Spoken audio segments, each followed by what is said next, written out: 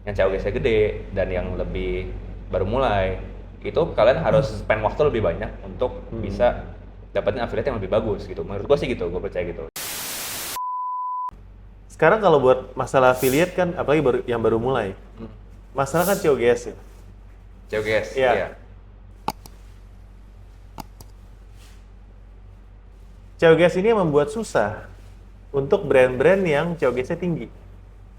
Iya, Ya. betul. Apakah mereka masih bisa pakai cara affiliate? Oke. Karena gue tau brand-brand ada yang COGS-nya 1 juta. Enggak, harga barang mereka tuh 1 jutaan gitu. Iya, Kan nggak bisa semasif barang-barang yang COGS-nya harga jualnya 100 ribuan. betul. Iya. Dan apakah dengan sistem ekonomi yang sekarang, dengan algoritma affiliate yang works sekarang, akan lebih gampang buat brand-brand yang COGS-nya rendah daripada yang COGS-nya tinggi? Iya, betul.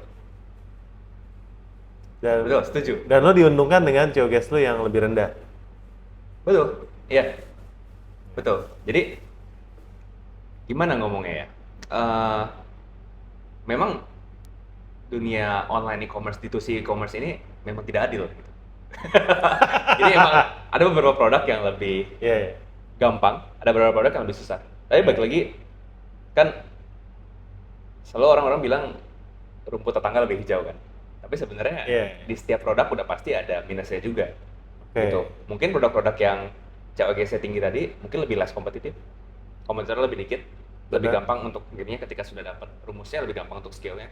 Gitu. Jadi balik lagi milih produk itu kan juga pilihan dari kita Om Ya. Endo, gue percaya. Hidup itu pilihan. Itu pilihan. Betul. Produk yang dijual juga pilihan. Benar. Mau sesuai dari passion kita sendiri sebagai founder, kita sukanya gimana, bisa juga.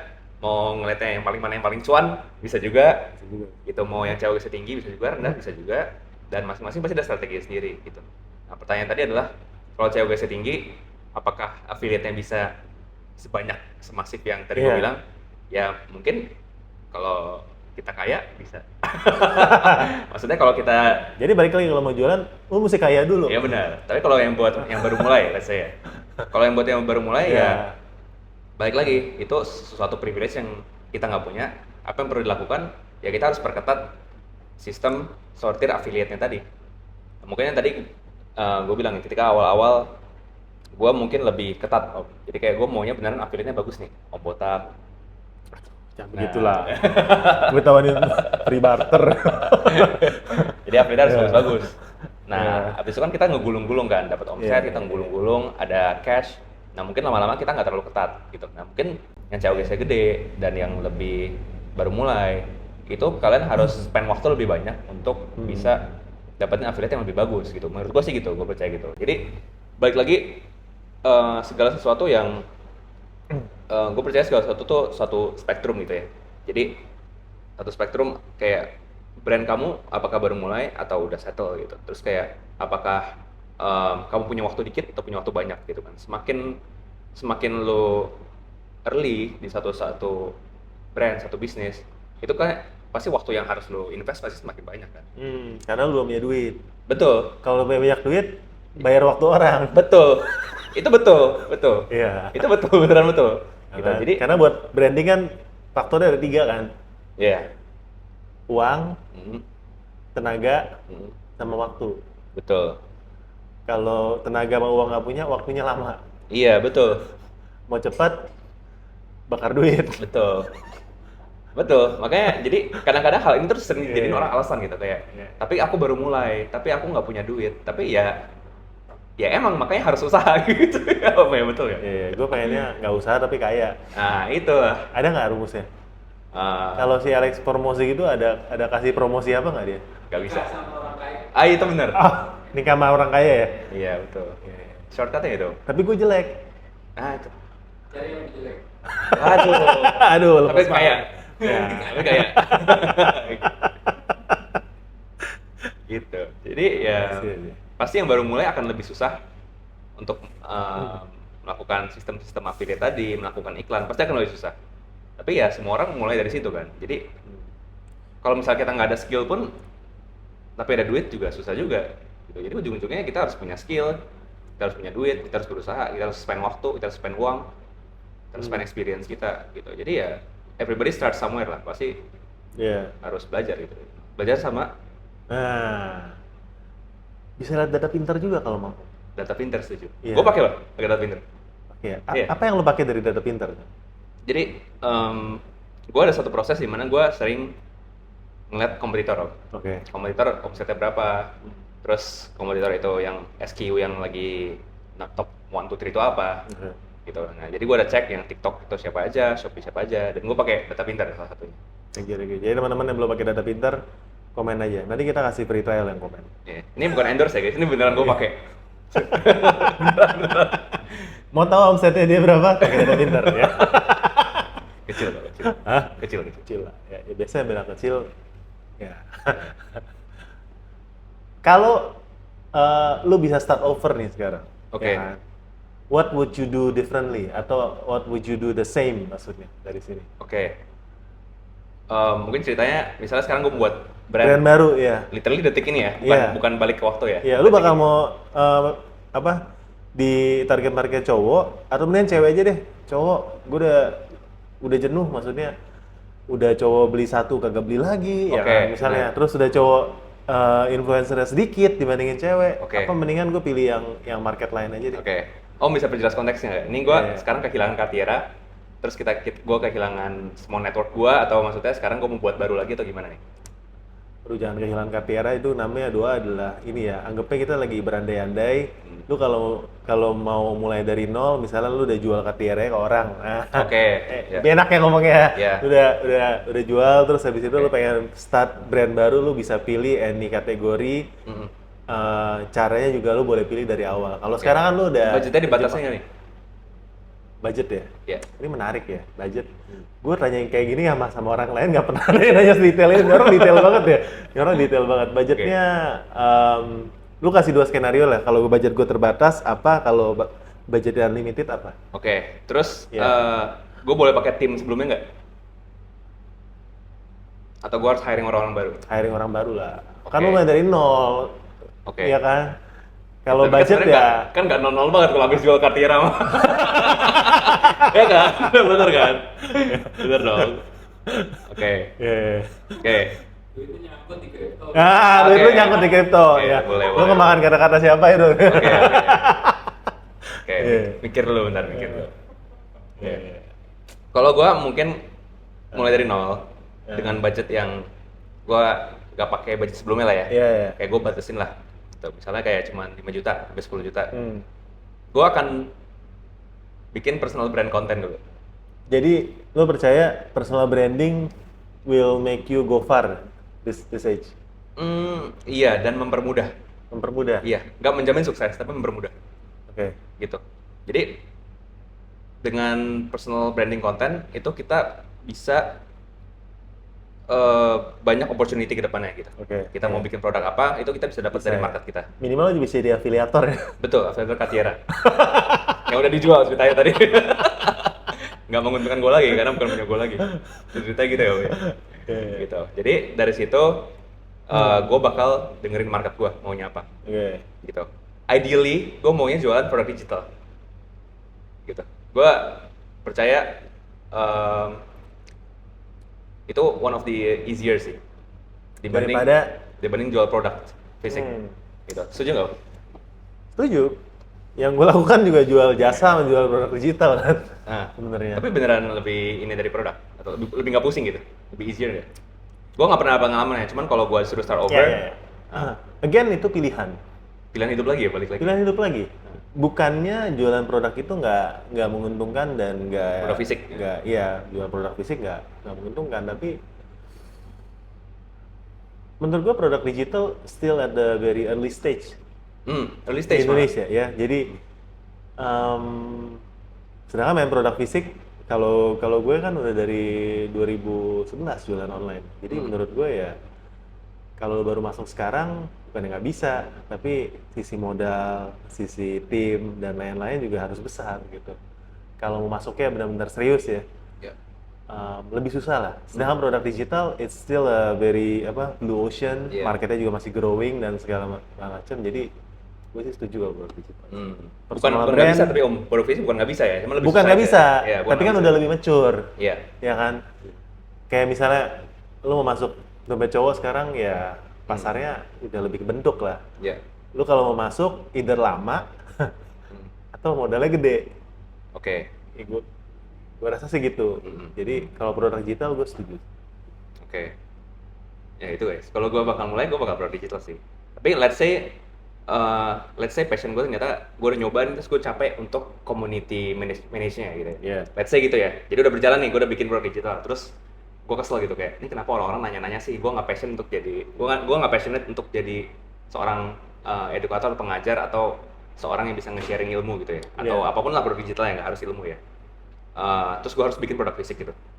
Pertanyaannya dengan modal dikit, gue akan mulai di mana gitu kan pertanyaannya. Iya.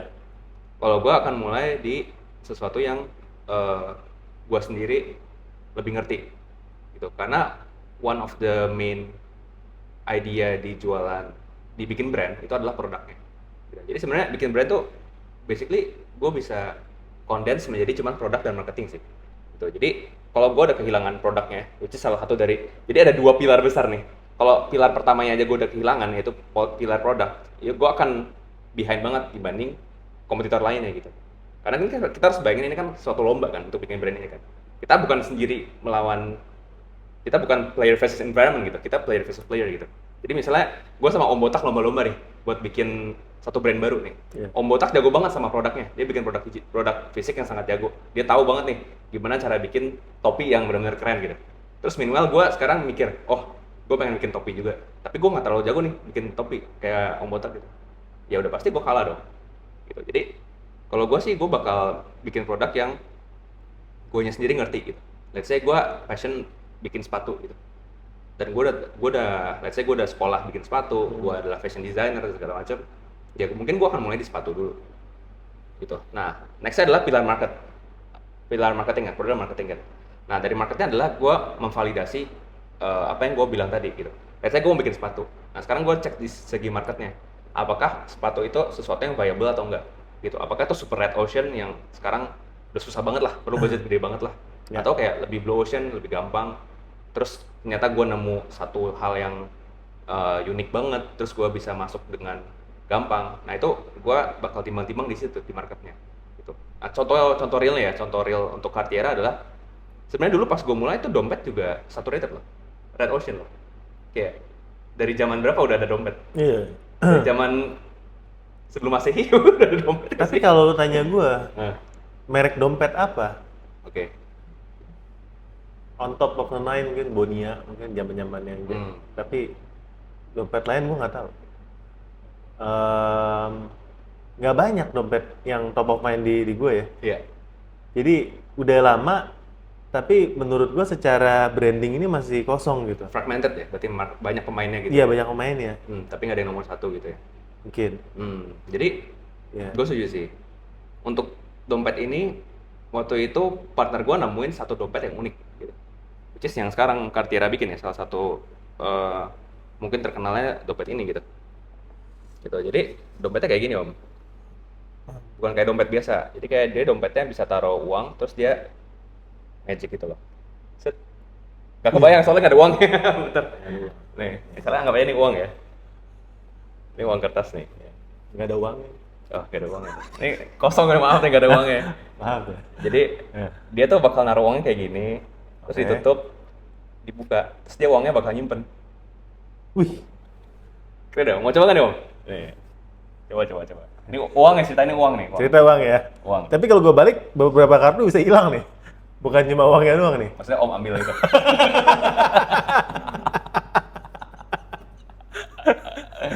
Nah, Iya. coba. Gini, Ya. Oke, tutup dulu. tutup dulu. Iya, terus buka dari Terus satu lagi. dari sini. Angkut dia. Link di bio. Link di bio. Link di bio ya. Gitu. Ih, keren juga ya. Nah, ini gue sebutnya adalah kita membuat blue ocean di red Kok nggak ocean. lepas lagi bro? Itu dia, makanya itu selling point-nya. Sekali masuk Nggak bisa lepas. Wah. Udah sering beli Iya. nih. Udah sering beli nih kayaknya nih. Jadi ini dompet yang canggih ya. Uangnya masuk nggak bisa keluar. Betul. Ya, diambil istri bisa. Bisa. Nggak mau kalau gitu, Bang. Waduh. Harus ada passwordnya dong. Harus dikunci itu. Gitu. Jadi yang gue lakukan adalah gimana kita bisa kreatif. Jadi dari satu red ocean kita bisa bikin blue ocean ya. Gitu. Jadi kita bikin kayak new kategori tanda kutip di dalam kategori yang ada. Gitu kan sebelumnya belum ada dompet kayak gini kan. Iya. Gitu. Jadi gue bikin sesuatu yang fresh gitu dari yang udah ada. Gitu. Karena ya balik lagi kalau gue jual dompet biasa mungkin susah. Jadi gimana supaya bikin lebih gampang gitu. Karena kan marketnya udah saturated, marketnya udah red ocean. Jadi gue nemu ini dan gue bisa bikin angle marketingnya, angle kontennya. Iya, karena ini sangat containable sih ya. Iya, sesuatu yang fresh. Oke. Gitu. Jadi kalau kita bisa nemu sesuatu yang fresh ya bagus itu. Jadi contohnya mungkin gue bisa kasih contoh. Boleh nyebut brand nggak dong? Boleh. Misalnya kita ke mall gitu kan. Ke mall ada Uniqlo gitu. Oke. Untuk beli barang-barang fashion gitu. Zaman dulu kan udah ada baju ya. Mungkin kita bingung ya, baju mau diapain lagi kan? Baju kaos nih. Baju polos lagi ya. Baju kaos ya, Iya. kaos ya. Mau bilang bahannya apa? Bahannya adem, nggak luntur. Ya semua orang udah bilang gitu kan. Nah, habis itu si Uniqlo ini nge-twist gitu. Jadi dia bikin teknologi namanya teknologi Airism namanya, kalau Iya. tahu ya. Jadi dibilangnya teknologi ini bikin breathable dan segala macam gitu kan. Tapi kan sebenarnya kaos-kaos lagi kan. Iya. Jadi kayak dia bisa bikin nge-package sesuatu yang udah umum jadi sesuatu yang fresh gitu. Jadi itu mungkin strategi yang bisa kita bikin kalau misalnya kita udah nemu produk nih, kita udah passionate sama tadi contohnya sepatu ya. Tapi kita lihat, wah market sepatu nih udah susah banget nih, kalau gue masuk gue perlu budget yang gede gitu. Kayak mungkin kita harus lebih kreatif sedikit supaya kita bisa bikin sepatunya itu lebih menarik. Ya, salah sepatunya orang jualnya sepasang, kita jual kiri sama kiri gitu. Ah benar. Itu bisa itu. Bisa kan? Ya bisa. Iya, Iya. khusus orang yang jempolnya kebalik. Iya misalnya, benar. Kan? Nah, ntar tinggal coba aja. Orang-orang suka nggak kayak gitu. Iya. Kita validate dengan beneran dijual. Beneran dijual. Gitu. Ya bisa tuh ya. Iya. bener. Heeh. Bayarkan duit.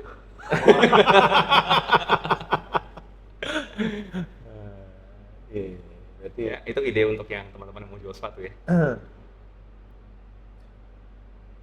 Berarti tadi personal brand, terus buat digital produk.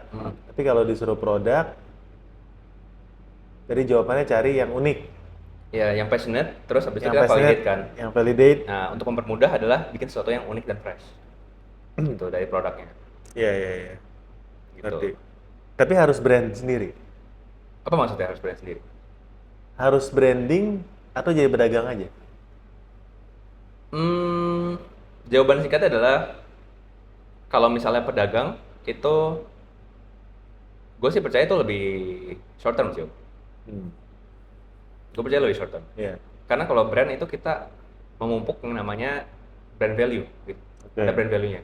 Gitu. Jadi kayak misalnya gue beli baju polos sama baju polos yang ada centangnya Iya. dari Nike, mungkin centangnya bisa lebih mahal gitu karena ada brand value-nya. Tuh, jadi ketika kita bikin suatu brand, gue percaya itu lebih long term sih. Tapi apakah jadi pedagang salah? Ya nggak juga. Karena pilihan. Ya karena pilihan. Jadi sebenarnya Iya. ya mungkin terdengar klise ya ngomong karena pilihan ya, tapi baik lagi itu pilihan yang kita perlu pilih gitu. Kita mau brand pasti lebih susah gitu karena kita mulai sesuatu yang baru kan. Iya, Pedagang iya. gitu. Dan belum tentu produknya orang terima gitu kalau kita bikin brand baru gitu. Kecuali kita samain persis dengan brand yang udah ada gitu. Dalam perjalanan gue ngelihat ketemu sama seller ya, gue nggak melihat. Ya karena balik lagi itu, ini kan klise pilihan ya. Tapi gue nggak melihat. Gue melihat banyak seller memang nggak cocok jadi bikin brand. Oke. Cocoknya jadi pedagang.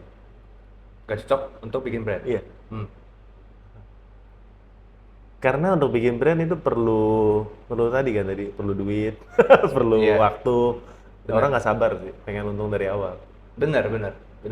Iya. Iya, jadi itu trade-nya gitu.